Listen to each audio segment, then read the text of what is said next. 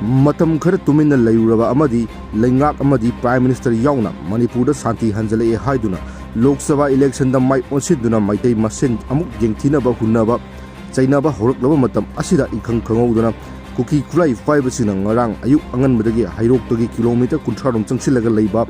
jingi saruk amadagi athengba fawada landaruktuna meitei khulngakpa ani asok apan nangan khaba matung ngasi meitei gauria lining chatpa singi serauba numit ki ayuk pung nifan lom taba matamda Imphal East ki itham morang puren gi panthoibi singi saruk singdagi nahona kuki laloba kulai five singna landaba hourakre amadi hojik fawgi oina online news na fangba pawda asok afandi yawbagi faw leite adubu akanma mongda nongmei kapsilakpadi leptri hairi ningsingba yai manipur leingak amadi prime minister masamangna manipurda santi hanjile haina media da fongdokpa lei